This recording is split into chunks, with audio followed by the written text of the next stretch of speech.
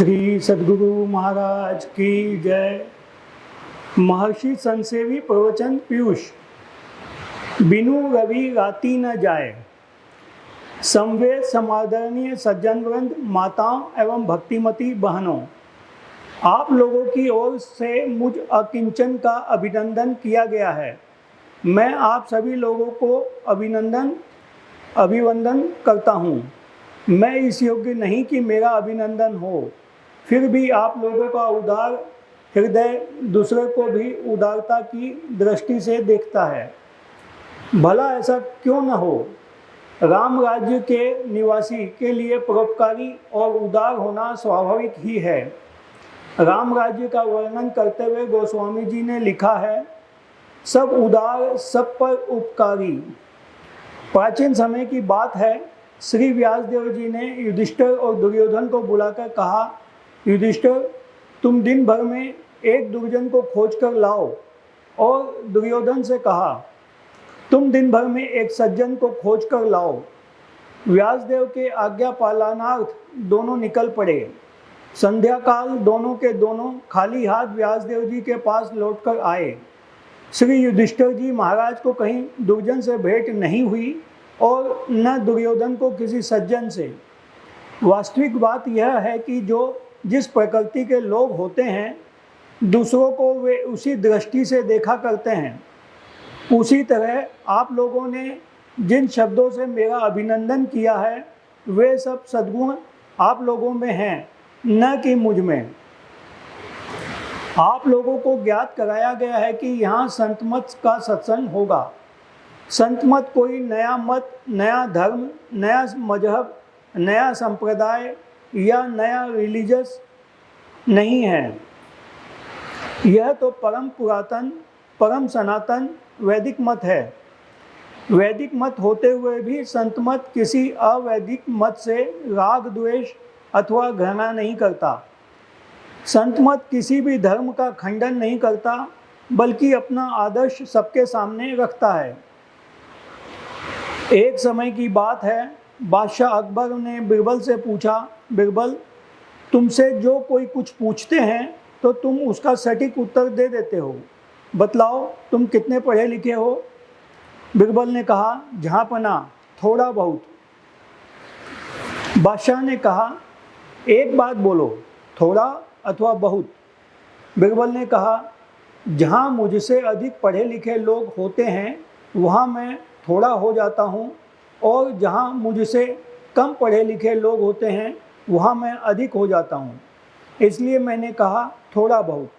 बादशाह ने कहा, तुम बात तो बहुत बनाना जानते हो। अच्छा, मैं एक रेखा खींचता हूँ, तुम इस रेखा का स्पर्श नहीं करो, इसको मेटो नहीं, किंतु छोटी बना दो।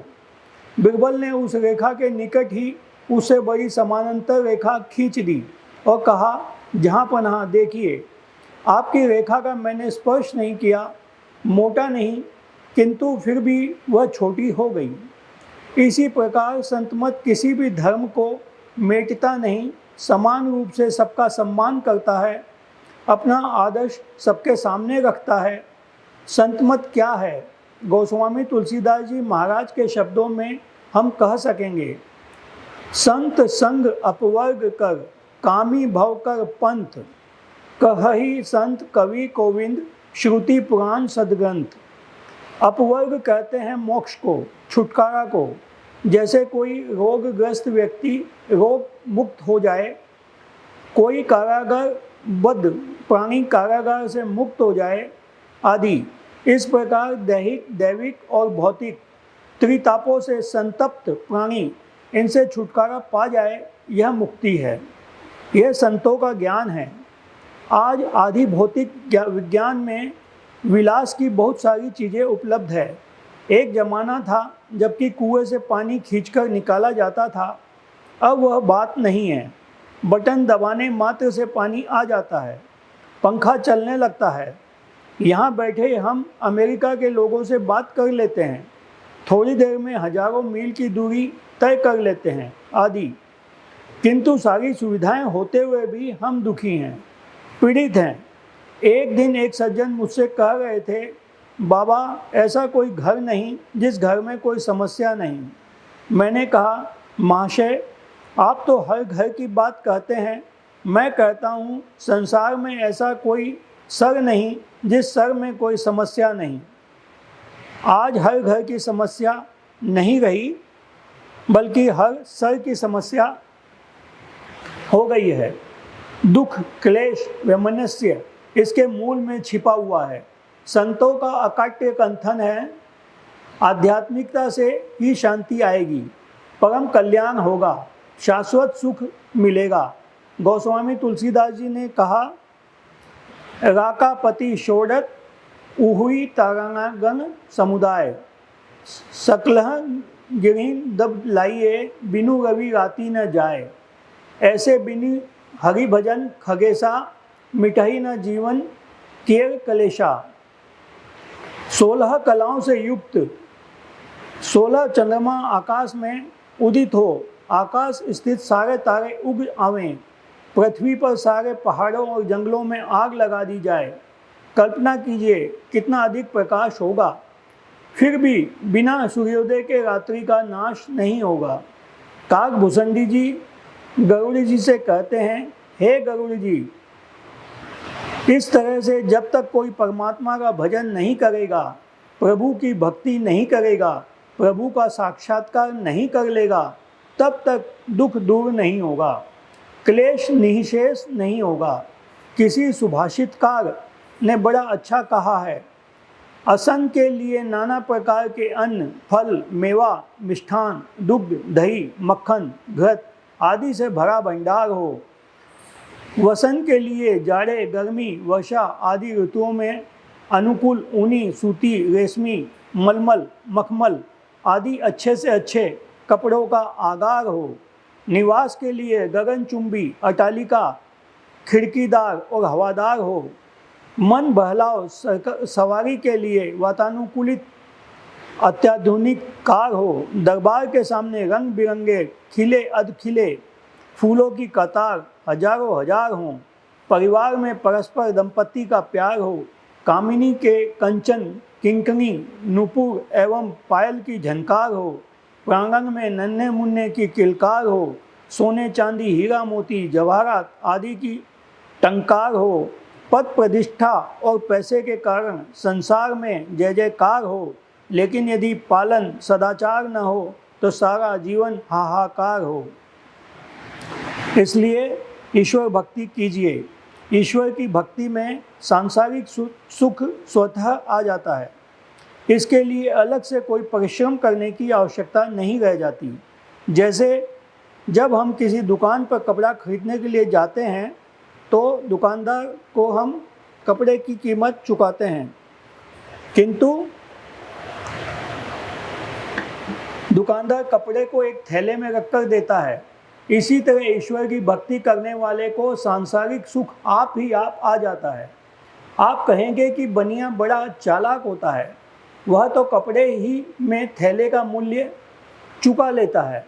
मैं कहूँगा कि हमारा प्रभु भी उससे कम कुशल बनिया नहीं है, वह तो भक्ति में ही सब कुछ चुका लेता है।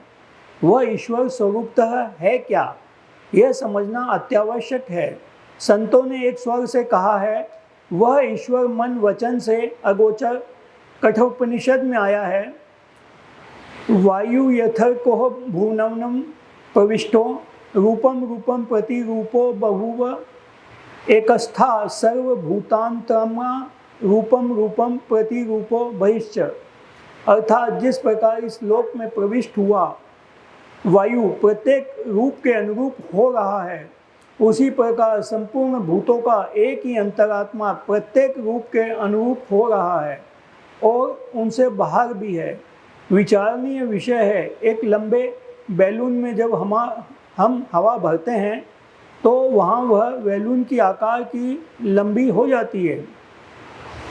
साइकिल के चक्के में हवा भरते हैं तो वह चक्राकार हो जाती है। एक फुटबॉल में हवा भरते हैं तो वो गोलाकार हो जाती है। वास्तव में हवा न लंबाकार है, न चक्राकार है, न गोलाकार है। हवा का क्या रूप है? सब में रहकर सभी रूपों के समान होते हुए सबसे पृथक है। उसी प्रकार परमात्मा सब रूपों में सर्वरूपी होते हुए सबसे भिन्न है। वस्तुतः वह कैसा है? वर्णातीत है, हवा का रूप नहीं, वह अरूपी है। इसी प्रकार सर्वेश्वर के लिए समझना चाहिए, प्रभु है सर्वदेशी और अदेशी, व्यापक पनहु परे, महर्षि में ही पदावली, तथा अचर चर रूप हरि, सर्वगत सर्वदा वसत इति वासना धूप दीजे। गोस्वामी तुलसीदास कृत विनय पत्रिका। दूर की बात को तो जाने दीजिए, अपने शरीर को ही लीजिए। यह शरीर 5 तत्वों के मिश्रण से बना है। क्षिति जल पावक गगन समीरा, पंच रचित यह अधम शरीरा। रामचरितमानस। इन 5 तत्वों में से मिट्टी, जल और अग्नि, इन तत्वों को हम देख पाते हैं, हवा और आकाश को नहीं। बात ऐसी है कि जो पहले का तत्व होता है वह अपनी सूक्ष्मता के कारण अपने बाद के तत्वों में व्यापक होकर अपना मंडल ऊपर रखता है। आकाश इन 5 तत्वों में सबसे पहले का है, इसलिए वह अपने पश्चात के सभी तत्वों में व्यापक होकर उसमें अपना मंडल ऊपर रखता है। गगन के पश्चात पवन तत्व बना है। हवा को हम देखते नहीं हैं, किंतु उसका हमें स्पर्श होता है, परंतु आकाश को तो हम स्पर्श भी नहीं करते और न देख ही सकते हैं, क्योंकि पवन से पूर्व का गगन तत्व है। फिर जो सबसे पूर्व का परमात्मा है वह इंद्रिय गोचर तत्व लोचन गोचर कैसे हो सकता है? मर्यादा पुरुषोत्तम भगवान श्री राम वनवास काल में जब श्री वाल्मीकि मुनि के आश्रम में पहुंचते हैं तो वे उनसे पूछते हैं कि मैं कहाँ रहूं। इस पर मुनि जी कहते हैं, पूछे ही मोही की रटऊ कहूँ, मैं पूछत सकुचाई, जहाँ न हो तह देहु कही, तुम ही दिखाऊ ठाऊ। मैं उनसे इनके स्वरूप की चर्चा करते हुए कहते हैं, राम स्वरूप तुम्हार वचन अगोचर बुद्धि पर, अविगत अकथ अपार, नेति नेति नित निगम कह। एक होता है रूप, दूसरा होता है स्वरूप और तीसरा होता है स्वरूप।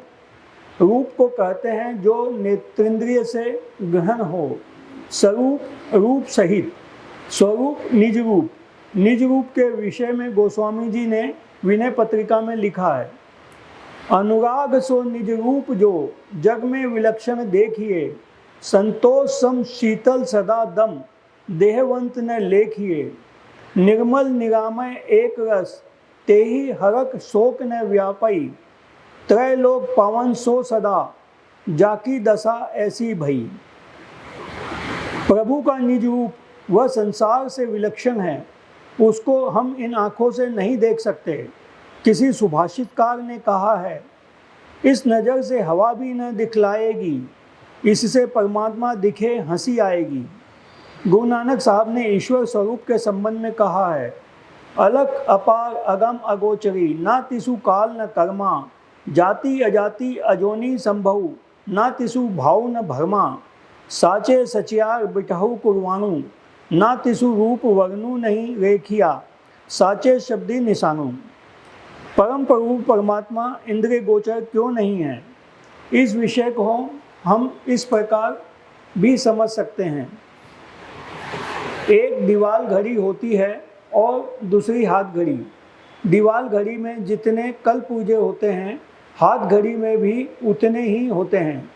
इसी प्रकार दीवाल घड़ी के कल पूजों का खोलने और लगाने के लिए जिन जिन औजारों की आवश्यकता पड़ती है, हाथ घड़ी को खोलने और बंद करने के लिए भी उतने ही औजारों की आवश्यकता पड़ती है। किंतु दीवाल घड़ी के औजारों से हाथ की घड़ी के कल पूजों को खोल और लगा नहीं सकते, क्योंकि दीवाल घड़ी के औजार बड़े और मोटे होंगे, जबकि हाथ घड़ी के औजार छोटे और सूक्ष्म। स्थूल यंत्र के द्वारा सूक्ष्म तत्व का ग्रहण नहीं हो सकता।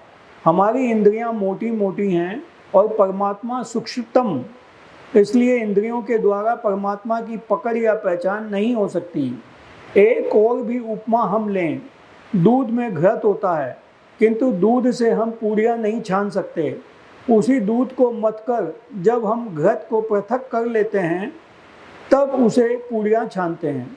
इसी प्रकार जब तक हम जड़ और चेतन दोनों मिश्रित हैं परमात्मा को प्राप्त कर लेंगे तभी परमात्मा की प्राप्ति होगी।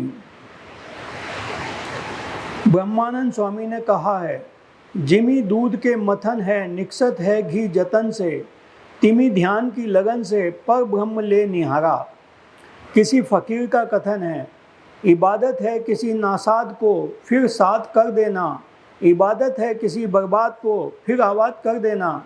यही सीखा है सागर हमने मुर्शिद के कदम छूकर, खुदा से हो अगर मिलना पता खुद का लगा लेना। जब तक हमें खुद का पता नहीं लगेगा तब तक खुदा का पता नहीं लगेगा। सहजोबाई ने भी कहा है, आपुन ही को खोज मिले जब साईं राम स्नेही। अपनी खोज कब होगी, किस अवस्था में होगी, इसका पता गोस्वामी जी ने बताई है। 3 अवस्था तजहु भजहु भगवंत, मन क्रम वचन अगोचर व्यापक व्याप्य अनंत। हम 3 अवस्थाओं में प्रतिदिन जाते आते रहते हैं। जब तक हम इन 3 अवस्थाओं में आते जाते रहेंगे प्रभु नहीं मिलेंगे। गोस्वामी जी इन तीनों अवस्थाओं से चौथी अवस्थाओं में जाने की प्रेरणा देते हैं।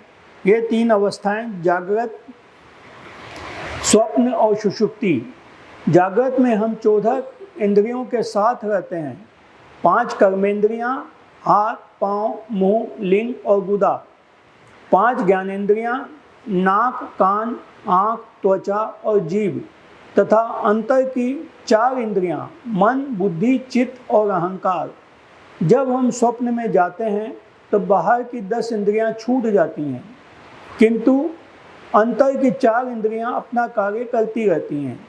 सुषुप्ति में अंदर की 3 इंद्रियां छूट जाती हैं, केवल चित्त रहता है। इन अवस्थाओं के ऊपर एक चौथी अवस्था है जिसको तुर्य कहते हैं।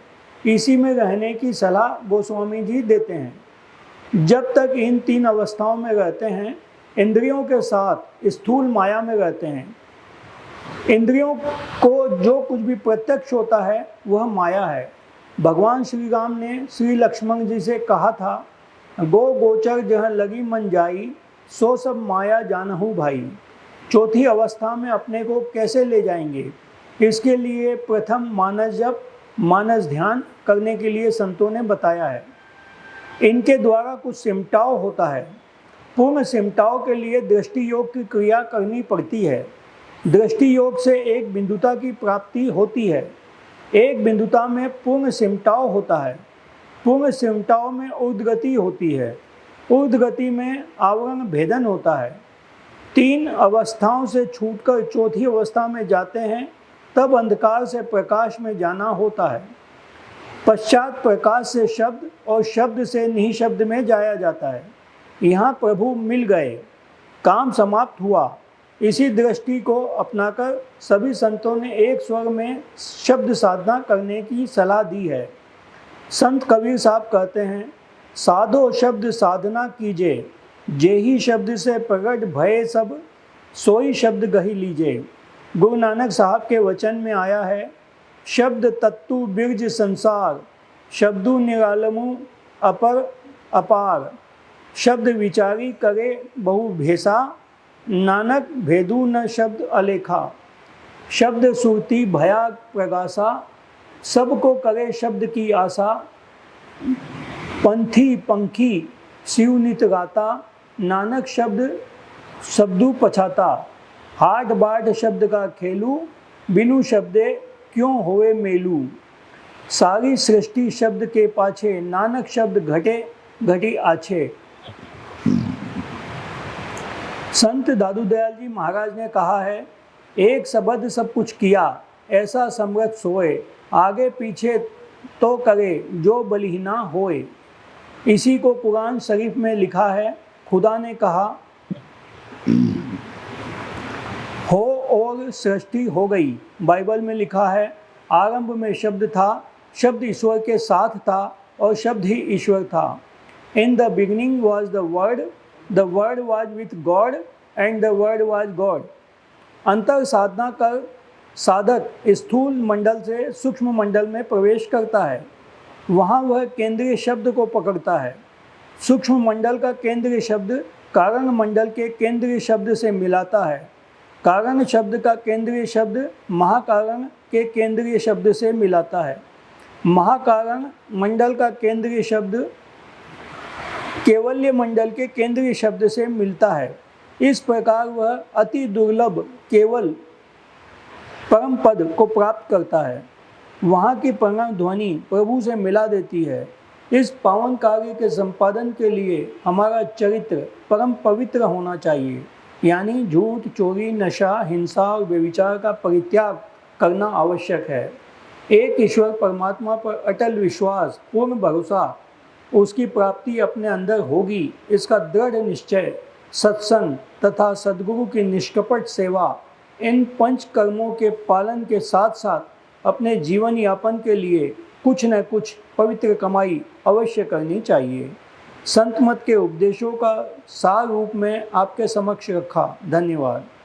महर्षि संतसेवी परमहंस जी महाराज का ये प्रवचन दिनांक 23/9/1994 को भगवान श्री राम के पुण्य स्थली अयोध्या नगरी के समीप डॉक्टर श्री राम मनोहर लोहिया के जन्म स्थान अकबरपुर, फैजाबाद, उत्तर प्रदेश में रात्रिकालीन सत्संग के अवसर पर हुआ था। श्री सद्गुरु महाराज की जय। श्री सद्गुरु महाराज की जय। महर्षि मेहित सत्संग सुधा सागर। आपका निज विषय क्या है? प्यारे प्रिय दर्शनों, गत रात्रि के सत्संग में मैंने आपसे कहा था कि हम लोगों को की जो 3 स्वाभाविक अवस्थाएं हैं, इनके आगे एक और अवस्था है। यह किस लिए कहा था? असल में मेरा विषय है ईश्वर भक्ति का प्रचार करना। गोस्वामी तुलसीदास जी ने विनय पत्रिका में लिखा है, 3 अवस्था तजहु भजहु भगवंत, मन, क्रम, वचन, अगोचर, व्यापक, व्याप्य, अनंत। इसमें ईश्वर स्वरूप का भी निर्णय कहा है और तीनों अवस्थाओं के आगे चौथी अवस्था में जाकर भजन करने के लिए कहा है। इसी चौथी अवस्था को तुरीय अवस्था कहते हैं। मन से, वचन से कितना भी कहो पहचान नहीं होगी और कर्म कांड कितना भी करो दर्शन नहीं पा सकते। वह व्याप्य में व्यापक है और अनंत है। जैसे एक मिट्टी का व लोहे का गोला बनाकर अग्नि में दे दीजिए तो अग्नि उसमें प्रवेश कर जाएगी। मिट्टी का व लोहे का गोला व्याप्य है और अग्नि व्यापक है। इसी तरह सारा प्रकृति मंडल व्याप्य है और परमात्मा व्यापक है। इतना ही नहीं, प्रकृति को भरकर और भी कितना वह अधिक है ठिकाना नहीं, इसलिए अनंत कहा। दूसरी जगह कहा, प्रकृति पार प्रभु सर उर्वासी, ब्रह्म निधि विरज अविनाशी। उसको पाने के लिए चौथी अवस्था में जाकर भजन करो। भजन जागृत अवस्था में भी होता है, लेकिन इतने में पूर्ण भजन नहीं होता, इसलिए चौथी अवस्था में जाकर भजन करने कहा। मैं ईश्वर भक्ति का प्रचार करता हूँ। चौथी अवस्था में रहकर भजन करना विशेष है। अपना भारत देश ऐसा है कि इसमें आस्तिक परिवार बहुत हैं। इसमें यह गुण है कि बच्चे को जब से मुंह में बोल आता है तभी से उसके माता पिता, अभिभावक उसे ईश्वरवाचक शब्द कहलाते हैं। किसी घर में राम राम, किसी घर में शिव शिव, किसी घर में सतनाम और किसी घर में वाहेगुरु आदि। इसी तरह यह बात होती है कि बचपन से ही बच्चों के हृदय में ईश्वर मानने का बीज बोया जाता है। बच्चा नहीं समझता है कि राम राम, शिव शिव क्या हैं। वे कहते हैं कि वही उनका सबका प्रभु है। बच्चा बढ़ता है, उसकी उम्र बढ़ती है, संतों का संग करता है, ग्रंथ पाठ करता है तो ईश्वर में विश्वास जम जाता है। कहीं राम राम से राम रूप का, कहीं शक्ति का नाम सुनकर उसके रूप का ज्ञान करता है, कहीं चतुर्भुजी रूप को जानता है, किसी घर में गणेश जी को जानता है। इस तरह कई रूपों में ईश्वर को जानने लगता है। वह स्वयं चिंतन करता है, सुनता भी है कि ईश्वर एक ही है, तो फिर कोई राम रूप में, कोई कृष्ण रूप में, कोई सूर्य रूप में, कोई गुरु रूप में जो जानते हैं, यह क्या है? पहले जानने में आता है कि अनेक रूप होने के कारण अनेक ईश्वर हैं, लेकिन ईश्वर तो एक ही होना चाहिए। दरियाफ्त करने पर शिव के उपासक कहते हैं कि सबसे श्रेष्ठ शिव है। गाणपत्य गणेश को सबसे श्रेष्ठ कहते हैं और वैष्णव विष्णु को। इसी तरह सभी उपासक अपने अपने इष्ट को प्रभु मानते हैं और औरों को उनसे कम व उनके आश्रित कहते हैं।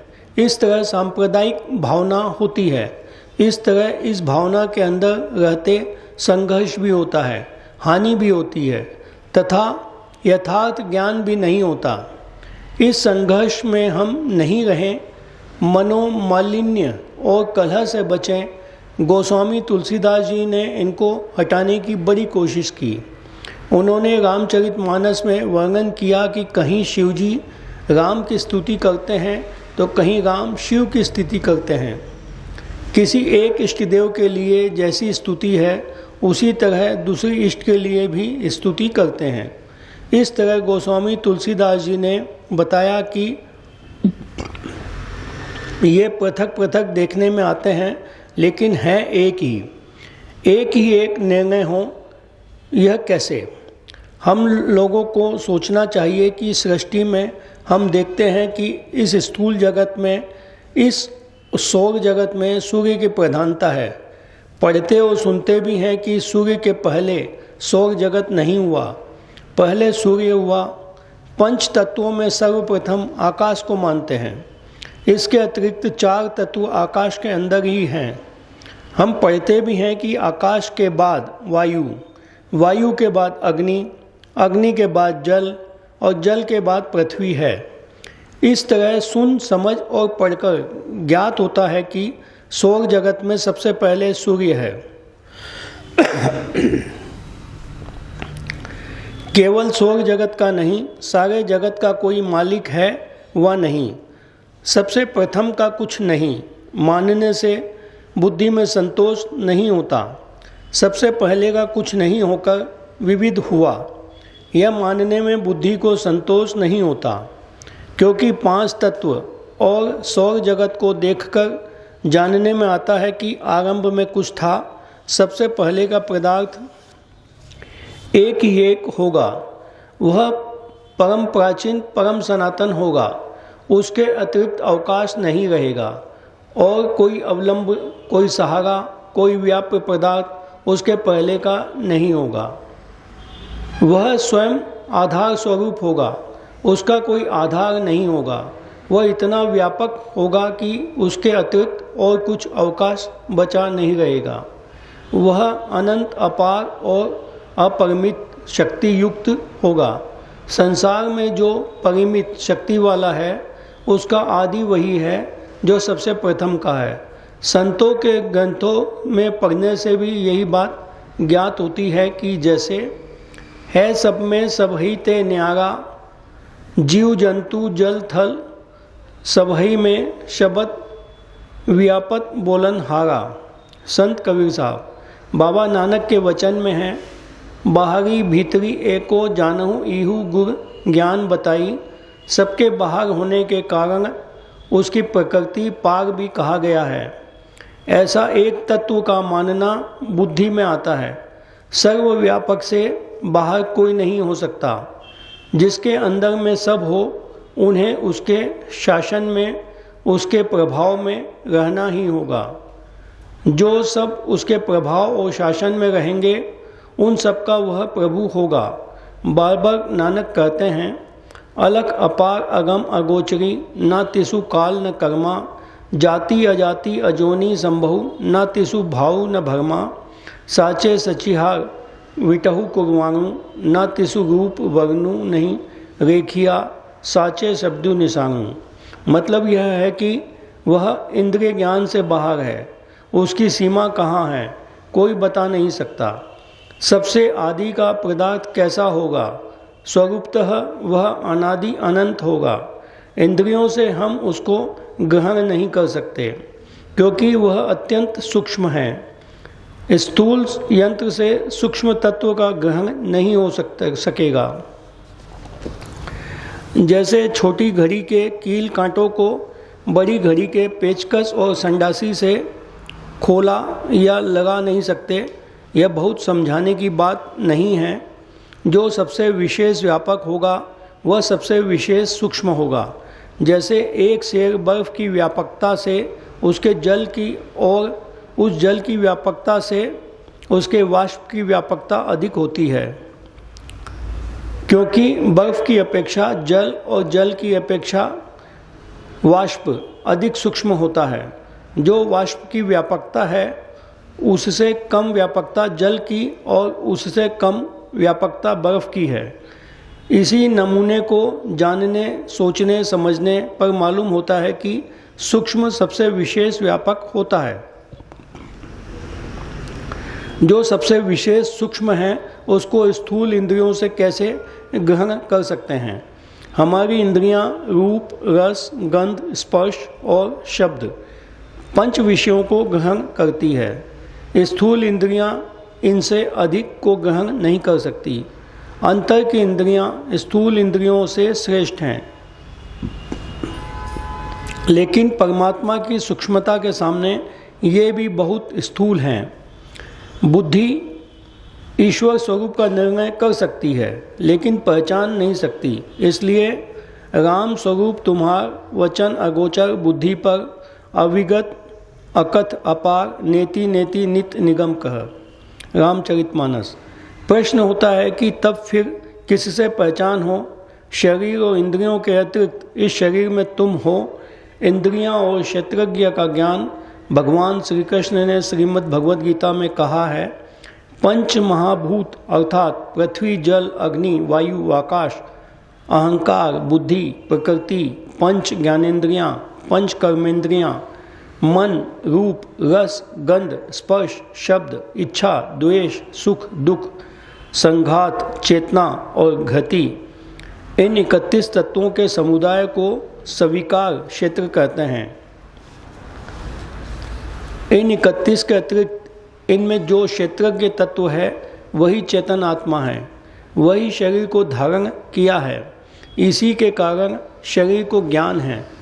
शरीर जड़ है, इसमें चेतन आत्मा की स्थिति रहती है, तब इंद्रियों में, शरीर में ज्ञान रहता है। इसके नहीं रहने से इसमें ज्ञान नहीं रहता। आप चेतन आत्मा इस शरीर में ही है। आपका निजी ज्ञान होना चाहिए। आपके ज्ञान से ही इंद्रियों को ज्ञान होता है। एक लालटेन की बत्ती जलती है, उसका निज रूप या प्रकाश जो है लाल शीशे होकर प्रकाश बाहर निकलने से लाल और हरा शीशा के अंदर से निकलने पर प्रकाश हरा होता है। उसी तरह आपका निज ज्ञान जो है वह इंद्रियों के संग होकर इंद्रियों के विषयों को ग्रहण करता है। रूप विषय केवल नेत्र के लिए और एक विषय केवल जिह्वा के लिए है। इसी तरह 5 विषय 5 इंद्रियों के लिए है। जिस इंद्रिय का जो विषय है वह उसको ग्रहण करती है। एक इंद्रिय का विषय दूसरी इंद्रिय ग्रहण नहीं कर सकती। आपका निज विषय भी होना चाहिए। वह क्या है? इन इंद्रियों से अपने को भिन्न करके निज स्वरूप में रहकर आप क्या जानोगे? इंद्रियों का संग छोड़कर केवल्य दशा में क्या जानेंगे? चेतन आत्मा वैसी ही सूक्ष्म है जैसे परमात्मा। ईश्वर अंश जीव अविनाशी, चेतन अमल सहज सुखराशि। चेतन आत्मा निज ज्ञान से परमात्मा का दर्शन करे यह विश्वास करने योग्य है। इसके अतिरिक्त और कोई ग्रहण नहीं कर सकता। आत्म आपको आप ही जाने। ईश्वर वह है जो चेतन आत्मा से पहचान में आवे। इंद्रिय ज्ञान में आप अपने को भी नहीं पहचान सकते। गोस्वामी तुलसीदास जी ने खूबी के साथ कह दिया है, गो गोचर जहाँ लगी मन जाई, सो सब माया जानहु भाई। जो इंद्रिय गोचर तथा मन से ग्रहण होने वाला है वह ईश्वर परमात्मा नहीं है। मनुष्य शरीर का क्या काम है? श्री राम ने प्रजा को उपदेश दिया था, एहि तन कर फल विषय न भाई, स्वर्गहु स्वल्प अंत दुखदाई। स्वर्ग के सुख के लालच को भी छोड़ने कहा। विषय सुख के लिए मनुष्य शरीर नहीं है, तब किसके लिए है? नर्तन कर फल निर्विषय भाई। यह चेतन आत्मा परमात्मा का अभिन्न अंश है। शरीरस्थ होने के कारण जीवात्मा कहलाता है। यह निजी दशा में रहकर ईश्वर की पहचान कर सकता है, अपने स्वरूप का ज्ञान कर सकता है। अपने की पहचान और ईश्वर की पहचान एक ही है। सहजोबाई का वचन है, आपन ही कु खोज मिले जब राम स्नेही। बाबा नानक के वचन में है, जन नानक बिनु आपा चीने मिटे न भ्रम की काई। घर के शून्य को जो देख लिया और बाहर के शून्य को भी पहचान लेगा। उसी तरह जिसने अपनी चेतन आत्मा को पहचाना, उसने ईश्वर भी पहचाना। अपनी साधना से वह किसी की दी हुई दिव्य दृष्टि से भी परमात्मा की व अपने की पहचान नहीं होती। दिव्य दृष्टि के अतिरिक्त आत्मदृष्टि होती है। आत्मदृष्टि में आँख नहीं होती। अर्जुन के मानव रूप, देव रूप और विराट रूप तीनों का दर्शन पाया था। विराट रूप को दिव्य दृष्टि से अर्जुन ने देखा। यह भी माइक रूप ही था। अर्जुन को बोध हो जाए कि कौरव और पांडव दल के सभी भगवान के द्वारा मारे गए हैं, इसलिए भगवान ने विराट रूप धारण किया था। अर्जुन को हिम्मत देने के लिए वह रूप धारण किया गया था। अर्जुन देखते हैं कि कौरव पांडव दल के सभी वीर भगवान के विकराल मुंह में प्रवेश करते हैं और कुछ मर मर कर नीचे भी गिरते हैं। विराट रूप का दर्शन श्री नारद मुनि जी को भी हुआ था। भगवान ने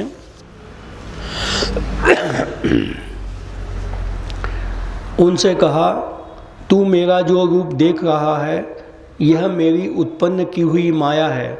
मेरे आत्म स्वरूप को देखने के लिए इसके भी परे जाना चाहिए। आत्मदृष्टि में आँख नहीं है, लेकिन सभी ज्ञान उसको है। आँख तमाम शरीर को देखती है, लेकिन आँख आँख को नहीं देख पाती। फिर आँख को आँख से ही आईने का सहारा लेकर देखते हैं।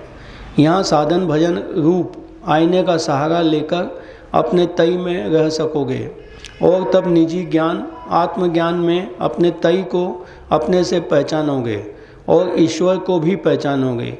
ईश्वर वही है जो चेतन आत्मा से पहचाना जाए। इंद्रियों का संग लेकर अपने तय को नहीं पहचान सकते।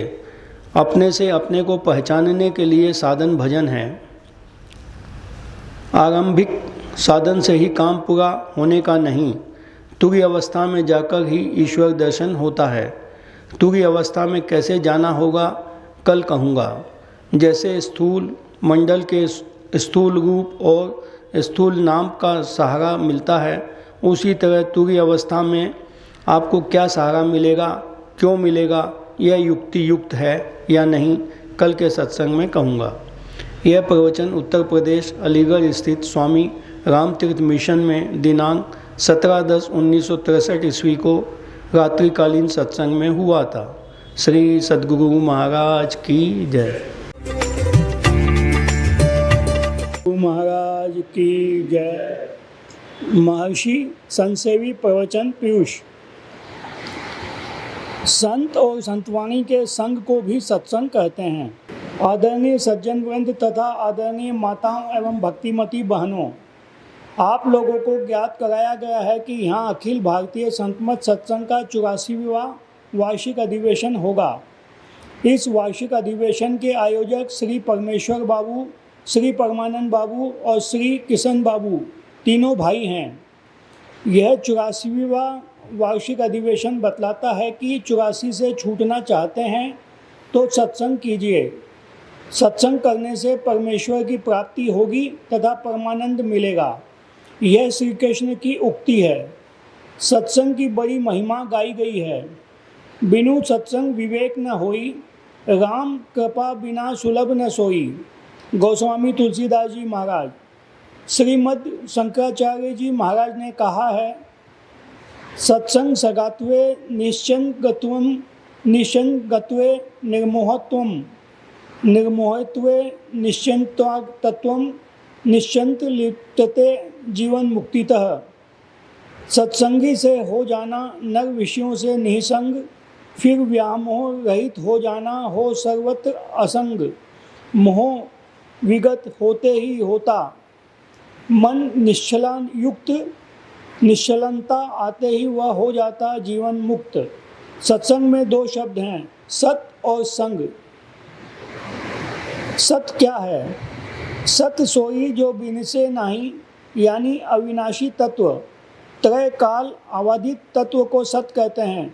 श्रीमद् भगवद गीता के 2वें अध्याय में महायोगेश्वर भगवान श्री कृष्ण का महावाक्य है, नास्तो विद्यते भावो नाभावो विद्यते संतः।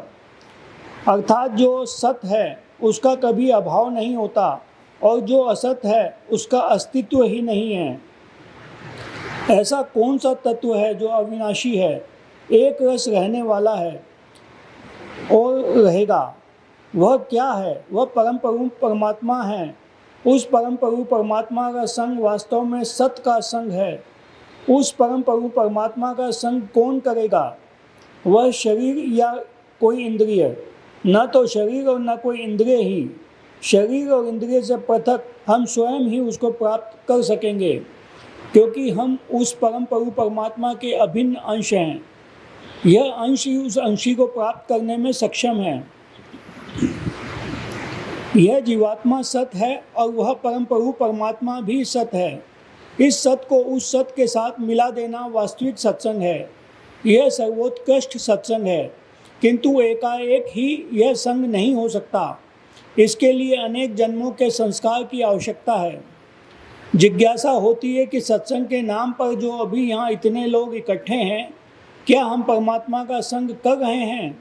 उत्तर में निवेदन है कि जो प्रथम श्रेणी का सत्संग है वह तो अभी हम नहीं कर रहे हैं, लेकिन उससे निम्न श्रेणी का जो सत्संग कहलाता है वह कर रहे हैं, क्योंकि संतों के संग और संतवाणी का संग को भी सत्संग कहते हैं। जिसने स्वत्व स्वरूप सर्वेश्वर का साक्षात्कार कर लिया है, ऐसे साक्षात्कार करने वाले संत जन होते हैं। ऐसे संत जन सज्जन का संग भी सहज में सुलभ नहीं होता, दुर्लभ है। अगर ऐसे संत कहीं हो भी तो हम उनकी पहचान नहीं कर पाते हैं। संत प्रवर तुलसी साहब ने कहा है, जो कोई कहे साधु को चिन्हा, तुलसी हाथ कान पर दिना। संत ही संत की पहचान कर सकते हैं। यूँ हम अपनी श्रद्धा से किसी के प्रति निवेदित कर सकते हैं, यह एक दूसरी बात है। अगर सर्वसाधारण जन संतों की पहचान किए होते तो क्या आज जिनको हम संत कहकर मानते हैं, जानते हैं, अपनी श्रद्धा निवेदित करते हैं, जिस समय वे संत जन हुए उनके साथ उस समय जो जो अत्याचार, अनाचार, दुर्व्यवहार आदि किए गए, क्यों? क्या यही संतों की पहचान है? प्रभु ईसा मसीह को क्रॉस पर लटका दिया गया, क्या उनकी पहचान उस समय की गई? यदि पहचान की गई होती तो क्या उनको क्रॉस पर लटकाया गया होता? आज वे प्रभु ईसा मसीह नहीं हैं, किंतु आप देखेंगे कि संसार में ईसा मसीह के नाम पर प्रचलित धर्म के जितने लोग हैं, शायद ही उतने लोग किसी दूसरे धर्म के हों। जिस समय संत होते हैं उस समय उनकी पहचान नहीं होती। हजरत मोहम्मद साहब को इतना सताया गया कि उनको मक्का छोड़कर मदीना जाना पड़ा। आज देखें उनके धर्म का कितना प्रचार है। क्या उन लोगों ने उस समय हजरत मोहम्मद साहब की पहचान की? संत कबीर साहब की 72 कसनी प्रसिद्ध है, अर्थात 72 तरहों से उनको कष्ट दिया गया। क्या लोगों ने उनकी पहचान की? गुरु नानक साहब पंथ में 10 गुरु हुए। उन 10 गुरुओं की गाथा आप पढ़ें तो रोमांच हो जाएगा, हृदय दहल जाएगा। इन लोगों के साथ कितना क्रूर व्यवहार किया गया, क्या लोगों ने पहचाना? पलटू साहब की जलती आग में झोंक दिया गया, क्या पलटू साहब को पहचाना लोगों ने? मीराबाई को उल्टा कहकर घोषित किया गया। दूसरे कोई कहे तो कहे, उनके परिवार के लोगों ने कहा, ऐसी कुल्टा नारी को जीवित नहीं रहने देना चाहिए, जीवित रहेगी तो अपयश फैलेगा। उनको जहर पिला दिया गया, वह प्रभु का चरणामृत जानकर पान कर गई।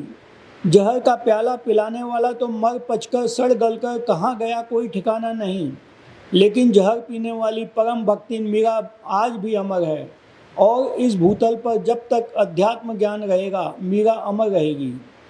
उसी तरह का व्यवहार लोगों ने गुरु भक्तिन सहजोबाई के साथ किया था। जन साधारण नहीं पहचान सकते कि संत कौन हैं। प्रभु ईसा मसीह को बहुत वर्ष बीत गए, कबीर साहब और नानक साहब को भी 500-500 वर्ष बीत गए। दूर की बात जाने दीजिए, क्या हम लोगों ने गुरु महाराज की पहचान की? कितने लोगों ने पहचान की? एक जगह सत्संग प्रेमियों ने सत्संग का आयोजन किया था।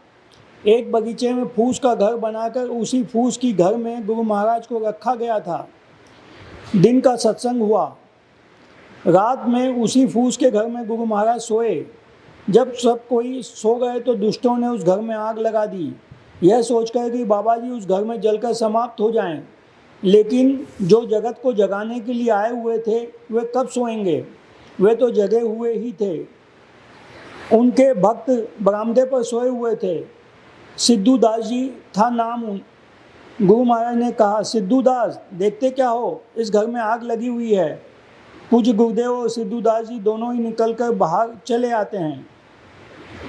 मैं अपनी निस्वस्थ कहता हूँ कि मैं संत नहीं हूँ, किंतु संत संतान अवश्य हूँ। इस बार मेरे साथ भी कुछ ऐसी घटना घटी। सत्संग प्रेमी सज्जनों ने सत्संग का आयोजन किया था, मैं वहाँ गया था।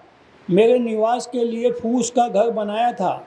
जिनको संतमत से स्नेह नहीं था उन्होंने उसमें आग लगा दी। संतों का उनके जीवन काल में कौन पहचानता है?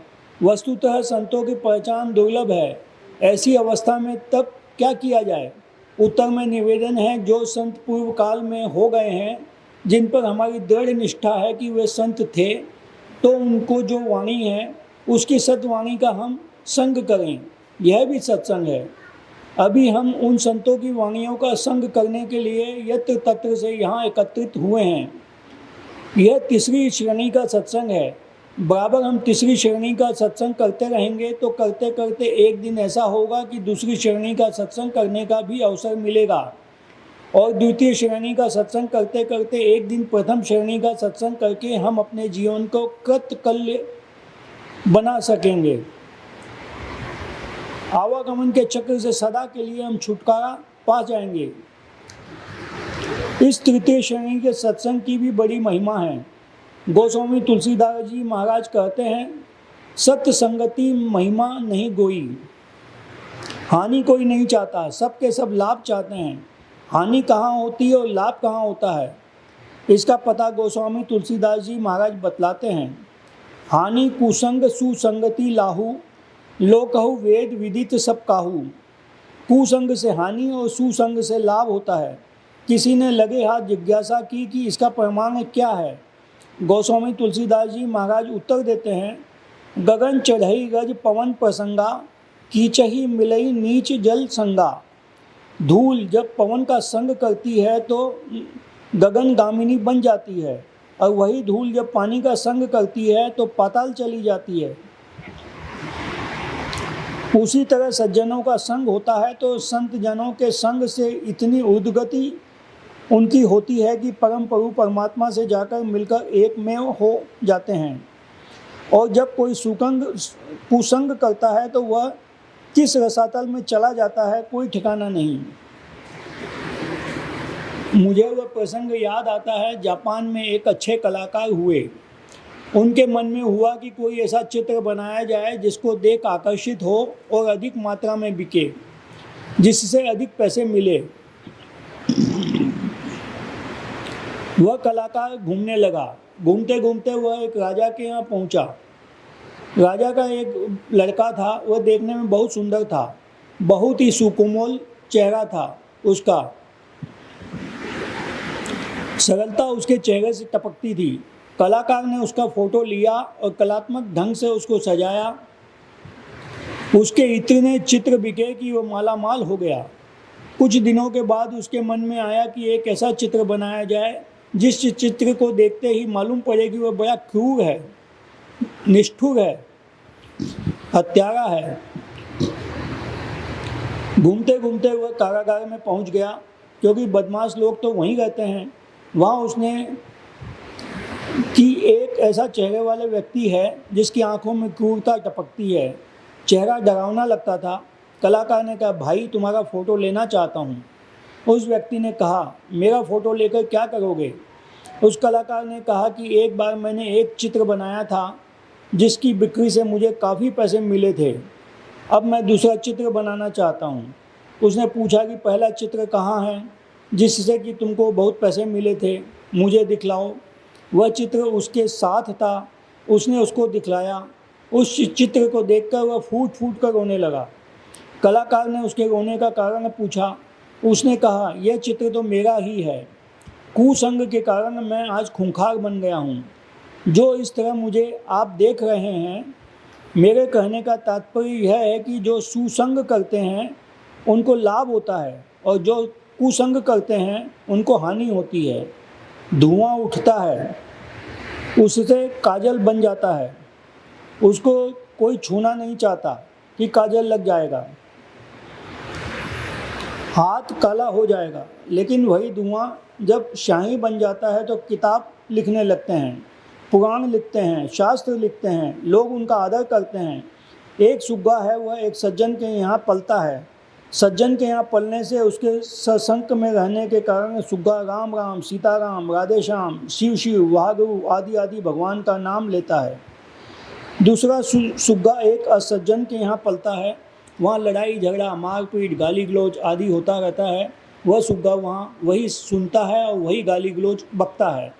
गोस्वामी तुलसीदास जी महाराज ने लिखा, साधु असाधु सदन सुख सारी, सुमरहि राम देही गनी गारी, धूम कुसंगति कारिक होई, लिखिए पुराण मंजू मसीह सोई। ग्रह भेजस जल पवन तट, पाई कुजोगा सुजोगा, होई कुवस्तु सुवस्तु जग लखई सुलक्षण लोग। इस अवसर पर जैन धर्म की एक कथा स्मरण हो जाती है। जैन धर्म में मृगावती नाम की एक सती हुई है। पहले तो वह राजरानी थी, पीछे श्रवणी बन गई। इस मृगावती के पति का नाम था चंड प्रत्यादन। मृगावती देखने में अति सुंदरी थी। उसके यहाँ एक कलाकार रहता था। संयोग से एक दिन मृगावती छत के ऊपर घूम रही थी। मृगावती को उस कलाकार ने देखा, उसने चित्र बनाया। मृगावती देखने में अति सुंदरी तो थी ही। उस कलाकार ने कलात्मक ढंग से बहुत सजा धजा कर उसका चित्र बनाया और उस चित्र को राजा के सामने रखा। उस चित्र को देखकर राजा बहुत प्रसन्न हुआ और कलाकार को पुरस्कार करना चाहता ही था कि राजा की नज़र पड़ गई उस चित्र की जांघ पर। मृगावती की जांघ पर एक काला तिल का सा दाग था। राजा के मन में कलाकार के प्रति संदेह उत्पन्न हो गया। उसने सोचा, कोई भी कलाकार एक सुंदर से सुंदर चित्र बना सकता है, लेकिन जो अंग वस्त्र से आच्छादित हो उसको बिना देखे चित्र में कैसे बना सकता है? हो न हो कलाकार के साथ मृगावती का कुसंग हो। मंत्री ने समझाया, ऐसी बात नहीं हो सकती। मृगावती सती है और कलाकार भी पवित्र है। लेकिन राजा को मंत्री की बात पर विश्वास नहीं हुआ। मंत्री ने विश्वास दिलाने के लिए कहा कि यह कलाकार इतना कुशल है कि इसको किसी के शरीर का कोई भी एक अंग, छोटे से छोटा अंग दिखला दिया जाए तो वह उसके संपूर्ण शरीर का ठीक ठीक हूबहू चित्र सामने रख देगा। अपनी बात को प्रमाणित करने के लिए मंत्री ने एक कुबड़ी नारी को पर्दे में रखा और मात्र उसका एक अंगूठा कलाकार को दिखलाया। मात्र अंगूठा देखकर कलाकार ने उसके पूरे शरीर का ठीक ठीक चित्र बनाकर सबके सामने रख दिया, जिसमें उस नारी का कुबड़ भी उभरा हुआ था। मंत्री ने राजा से कहा, देखिए कुबड़ी को पर्दे में थी, फिर भी उसका सही चित्र कलाकार ने बना दिया है। लेकिन राजा को संतोष नहीं हुआ। उसने अपमानित करके कलाकार को निष्कासित कर दिया। इससे कलाकार को बहुत दुख हुआ। उसने इसका बदला लेने के लिए मन में ठान ली। मृगावती का चित्र लेकर कलाकार वहाँ चला जाता है जहाँ चंड प्रत्योदन से बड़ा राजा था। चित्र देखकर राजा बहुत प्रसन्न हुआ। कलाकार ने कहा, राजन, आप जैसे सुयोग्य श्रेष्ठ राजा के योग्य की है देवांगनी सी नारी है, जो कि एक छोटे राजा के पास रह रही है। वह राजा कलाकार की बात में आ गया। उसने राजा प्रत्योदन के पास पत्र लिखा कि तुम अपनी पत्नी को मेरे पास भेज दो। भला अपनी पत्नी को कौन किसके पास भेजता है। नहीं भेजा। उस राजा ने सेना लेकर राजा प्रत्योदन पर चढ़ाई कर दी। राजा का किला चतुरंगिनी सेना से घिर गया।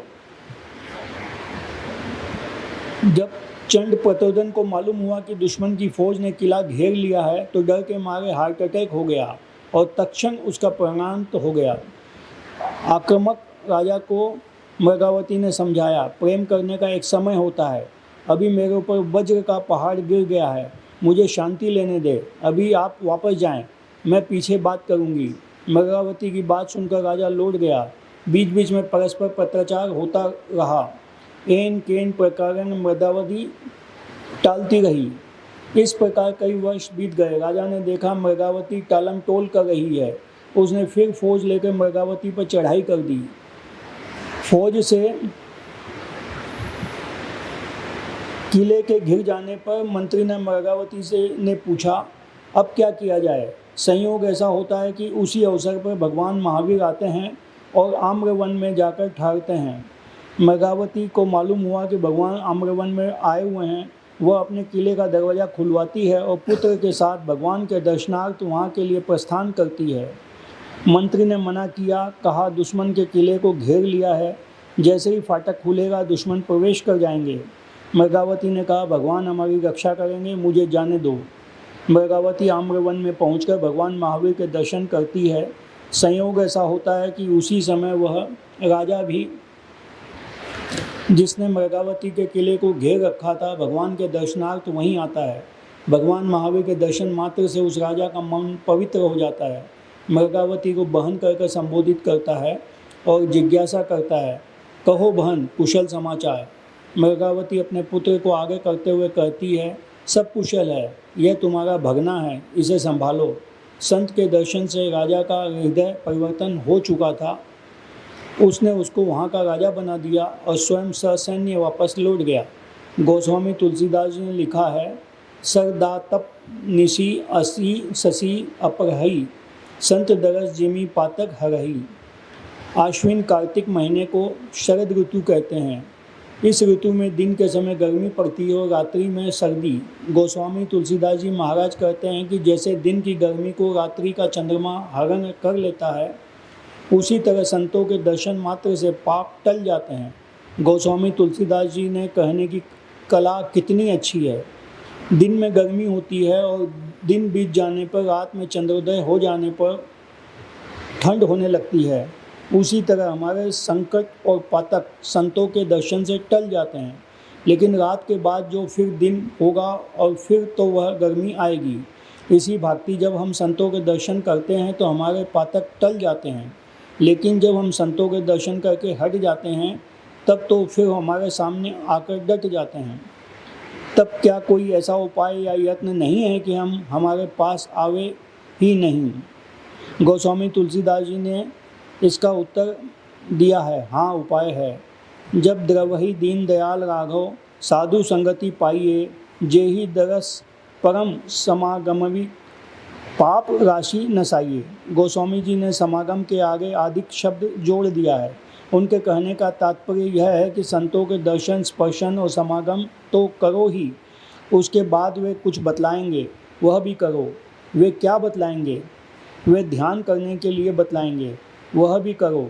ध्यान करने से क्या होगा? पाप राशि का नाश होगा। सामवेद में लिखा है,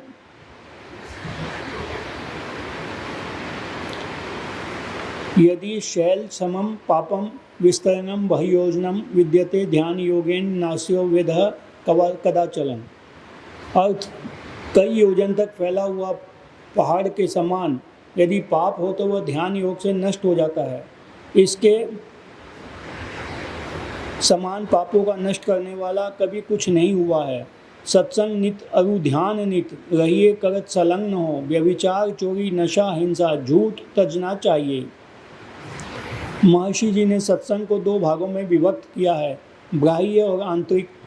यथा नित्य सत्संगी करो बनाई, अंतर बाहर दुए विधि भाई। धर्म कथा बाहर सत्संगा, अंतर सत्संग ध्यान अभंगा। दोनों तरफ से सत्संग की आवश्यकता है। संत सुंदरदास जी सत्संग की महिमा गाते अघाते नहीं, कहते हैं तात मिले पुनि मात मिले, सुध भारत मिले युवती सुखदाई, राज मिले गजबाज मिले, सब साज मिले मन वांछित पाई, लोक मिले सुरलोक मिले, विधि लोक मिले वैकुंठ जाई, सुंदर और मिले सभी सुख, संत समागम दुर्लभ भाई। योगीवर पंचानन भट्टाचार्य के वचन में है, करहु साधु समागम पवित्र हवई मन, धूचिवे मोह अंधकार रे। यह सत्संग भगवान का निज अंक है। गोस्वामी तुलसीदास जी महाराज ने लिखा है, देहि सत्संग निज अंग श्रीरंग, भव भंग कारण शरण शोकहारी। गोस्वामी जी भगवान से सत्संग की याचना करते हैं, कहते हैं हे प्रभु, इस संसार में अपने कर्म के वशीभूत होकर जहाँ जिस योनि में मेरा जन्म हो वहाँ आपकी भक्ति और सज्जनों का समागम मिले, यह वरदान दीजिए। यत्र कुत्रापि मम जन्म निज कर्मवश, भ्रमत जग जोनि संकट अनेकम, तत्र त्वदति भक्ति सज्जन समागम सदा, बहुतु ते राम विश्राम मेकम। आप लोगों ने कथा सुनी होगी, सीता हरण हो चुका था। पता चल गया था कि लंका स्थित अशोक वाटिका में श्री सती जी हैं। उनके उद्धार के भगवान श्री राम को सैन्य लंका जाना था, किंतु भारत और लंका के बीच 100 योजन का समुद्र था। उसको पार करने के लिए उस पर पुल बनवाना जा रहा था। पुल बन रहा था, काम चालू था। जितने बंदर भालू थे वे बड़े बड़े पहाड़ों और वृक्षों को लाते थे। सेतु बनाने वाले प्रमुख कारीगर थे नल और नील। वे पहाड़ों और वृक्षों को पानी पर सजाकर रखते जाते थे, किंतु आश्चर्य का विषय था कि एक भी वृक्ष व पत्थर नीचे नहीं जाते, सभी पानी पर स्थिर रह जाते थे। इस दृश्य को देखकर बंदर भालुओं के मन में बड़ा आश्चर्य हुआ। उनमें से कुछ बंदर भालू भगवान श्री राम के पास चले गए और कहा, भगवान, बड़ा आश्चर्य है, हम लोग बड़े बड़े पहाड़ों और वृक्षों को लाते हैं और नल नील उनको पानी पर जैसे ही रखते हैं वे वैसे ही रह जाते हैं, डूबते नहीं। भगवान तो नर लीला करने के लिए आए ही थे। भगवान पृथ्वी तल पर वे उनके कौतूहल को बढ़ाते हुए कहते हैं, क्या जी ये बात सही है? किसने कहा तुमको? बंदर भालुओं ने उत्तर दिया, प्रभु, कहने सुनने की क्या बात है, अपनी आंखों देखी बात है, हम देखकर आ रहे हैं, एक बार चलकर देखा जाए भगवान। भगवान ने कहा, चलो चलकर देखता हूँ। भगवान श्री राम सेतु के निकट जाते हैं और देखते हैं कि नल नील से पूछते हैं, बताओ ये वृक्ष और पत्थर पानी में डूबते क्यों नहीं हैं, क्या बात है? उन दोनों ने हाथ जोड़कर कहा, भगवान, ये पत्थर और वृक्ष सभी आपकी महिमा से तैर रहे हैं। भगवान ने पूछा, यदि मेरी महिमा से ये तैर रहे हैं तो मैं जो वृक्ष या पत्थर पानी पर रखूँगा वे तैरेंगे ना? नल नील ने उत्तर दिया, भगवान, हाथ कंगन को आरसी क्या, रख कर देखा जाए। एक बंदर ने भगवान के हाथ में छोटा सा एक पत्थर दिया। जैसे ही भगवान श्री राम उस पत्थर को पानी पर रखते हैं वैसे ही वह पत्थर गड़गड़ाकर नीचे पाताल चला जाता है। भगवान श्री राम ने कहा, नल नील, तुम लोग कहते थे कि मेरी महिमा से वृक्ष और पत्थर तैरते हैं, तो मेरा रखा हुआ पत्थर पाताल में क्यों चला गया?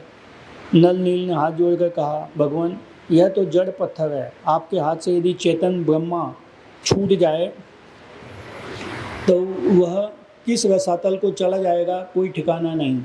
फिर इस जड़ पत्थर की बात ही क्या है? यह सत्संग क्या है? आंतरिक सत्संग के विषयों से छूटकर निर्विषय तत्व परमात्मा की प्राप्ति होती है, मुक्ति मिलती है और बाह्य सत्संग से ध्यान भजन की प्रेरणा मिलती है। एक अच्छे विद्वान सत्संग प्रेमी सज्जन हैं। वे बीच बीच में परम पूज्य गुरुदेव की दर्शनार्थ कुप्पा घाट आया करते थे। उनके साथी उनसे कहते, आप बार बार कुप्पा घाट क्यों जाते हैं? महर्षि जी ने जो क्रिया बतला दी है अपने घर में बैठकर कीजिए, बारंबार कुप्पा घाट जाने से क्या लाभ? वे उत्तर देते हैं, आप समझते नहीं हैं, सुनिए, कुप्पा घाट पावर हाउस है, वहाँ बैटरी चार्ज कराने जाता हूँ, वहाँ से बैटरी चार्ज करा कर आता हूँ और आप लोगों के बीच रहते रहते जब बैटरी डिस्चार्ज हो जाती है तो पुनः कुप्पा घाट जाकर चार्ज करा लेता हूँ। गोस्वामी तुलसीदास जी ने लिखा है, सठ सुधरहि सत्संगी पाई, पारस परसी कुधातु सुहाई। बिना सत्संग के हम अंतर साधना में आगे नहीं बढ़ सकते। एक बार का प्रसंग है, परम पूज्य गुरुदेव सत्संग प्रचार करके लौटते समय बागाहाट रेलवे स्टेशन पहुँचे। वहाँ ट्रेन आने में देर थी, स्टेशन में ट्रेन की प्रतीक्षा में लोगों की भीड़ लगी हुई थी। परम पूज्य गुरुदेव को स्टेशन पर देखकर कुछ पढ़े लिखे सज्जन उनके दर्शनार्थ उनके निकट आ गए। उन लोगों ने गुरुदेव से जिज्ञासा की, महाराज, ज्ञात हुआ है कि आप सत्संग प्रचार करते हैं, बताने की कृपा करें कि सत्संग से क्या लाभ होता है। गुरुदेव ने पूछने की कृपा की, आप लोग क्या चाहते हैं? उन लोगों ने कहा, महाराज जी, हम लोग गृहस्थ हैं, हम लोगों की चाहनाओं का क्या कोई अंत है? नित्य नई नई चाहनाएं होती रहती हैं। गुरुदेव ने कहने की कृपा की, आप लोग पढ़े लिखे विद्वान हैं, अतः समस्त चाहनाओं को समेटकर समास रूप में कहें। वे लोग चुप हो गए। तब गुरुदेव ने कहने की कृपा की, आप लोग चुप हैं, कुछ नहीं बोलते हैं, तो मैं ही कहता हूँ, सुनिए। आप लोग क्या चाहते हैं? सुबुद्धि अथवा कुबुद्धि, सुयश अथवा अपयश, सुगति या दुर्गति? आप संसार में ऐश्वर्यवान होकर रहना चाहते हैं अथवा कंगाल होकर? आप संसार में अपनी भलाई चाहते हैं अथवा बुराई? उन लोगों ने कहा, हम लोग तो सुबुद्धि, सुयश, सुगति, ऐश्वर्यवान होकर रहना और भलाई चाहते हैं। गुरुदेव ने कहने की कृपा की, आप लोग जो चाहते हैं वे सब सत्संग से मिलते हैं। गोस्वामी श्री तुलसीदास जी महाराज ने रामचरितमानस में लिखा है, मति कीर्ति गति भूति भलाई, जब जेहि जतन जहाँ जेहि पाई, सो जानव सत्संग प्रभाऊ, लोक वेद न आन उपाऊ। जिनको सुबुद्धि होगी वे सुकर्म करेंगे ही, और जो सुकर्म करेगा उसका सुयश बढ़ेगा।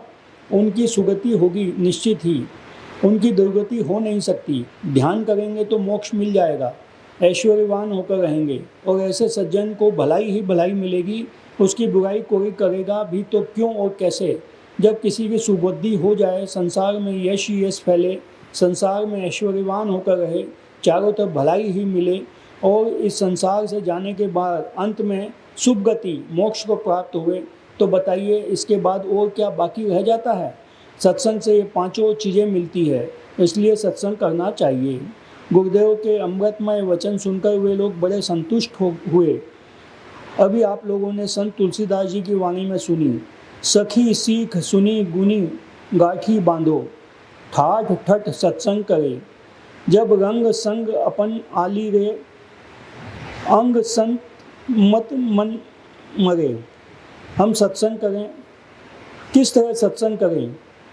सुमी गुनी गाठी बांधो, गांठ बांधो मतलब याद रखो। याद रखने का मतलब उसका आचरण करो। यदि हम आचरण नहीं करते हैं तो याद कहाँ? जब सत्संग करते रहेंगे तो क्या होगा? संत तुलसी साहब ने कहा, रंग संग अपंग आली री, अंग संत मत मन मारे, अर्थात सत्संग का रंग मन पर चढ़ेगा। मन जो विषयों में दौड़ता रहता है, चंचल रहता है, वह शांत हो जाएगा, विषयों में नहीं जाएगा। एक बाल्टी में रंग घोला हुआ है और हम कपड़ा रंगना चाहते हैं, तो उस कपड़ा बाल्टी में डुबाएंगे, तब कपड़े पर रंग चढ़ेगा। आप बाल्टी की बगल में, यानी बाल्टी के बाहर कपड़े को रखेंगे तो कपड़े में मिट्टी लगेगा, कपड़े पर रंग नहीं पहुँचेगा। उसी तरह सत्संग का जो माहौल है, सत्संग की चर्चा जहाँ होती है, मन को वहाँ लाकर रखें, एक चित होकर सुनते हैं। संत सुंदरदास जी की वाणी में है, जब ही जिज्ञासा होई चित एक और आनी, मृग जीव सुनत नाद श्रवण को कहिए। एकाग्रचित होकर सत्संग वचन सुनना, यह है श्रवण ज्ञान। जब हम सत्संग सुनेंगे तो क्या होगा? जिस तरह कपड़े पर रंग चढ़ जाता है, उसी तरह हमारे मन पर सत्संग का रंग चढ़ जाएगा। यह चंचल मन स्थिर हो जाएगा। परमहंस श्री लक्ष्मीनाथ गोसाई जी के वचन में आया है, चंचल चित्त को थिर कर चौथी में चित लाओ, चंद्र सुधा रख राखी के चिंतामणि पद पाओ। जिस तरह मकान बनाने के लिए पहले नींव देते हैं और पश्चात दीवार देते हैं और तत्पश्चात छत देते हैं, तब हम जाड़े, गर्मी और बरसात के कष्टों से बच जाते हैं। इसी तरह यदि हम ब्रह्मांतर दोनों प्रकार के सत्संगों को करते रहेंगे तो एक न एक दिन परम प्रभु परमात्मा को पाकर दैहिक, दैविक और भौतिक इन त्रितापों से मुक्त हो जाएंगे, परम कल्याण हो जाएगा। इसलिए सत्संग की बड़ी आवश्यकता है। महर्षि संतसेवी परमहंस जी महाराज का यह प्रवचन दिनांक 1/4/1995 ईस्वी को 84वां महाअधिवेशन लोहनगरी बोकारो के प्रातःकालीन सत्संग में हुआ था। श्री सद्गुरु महाराज की जय। शिशु जब अपनी माता की ओर चलने लगता है तो उनकी माता शीघ्रतापूर्वक उस शिशु को अपनी गोद में उठा लेती है। उसी भांति जो साधक ईश्वर की ओर चलता है, परम पिता परमात्मा अपने दोनों हाथों ज्योति और नाद के द्वारा उस साधक को अपनी गोद में बैठा लेते हैं। महर्षि संतसेवी परमहंस जी महाराज। श्री सद्गुरु महाराज की जय।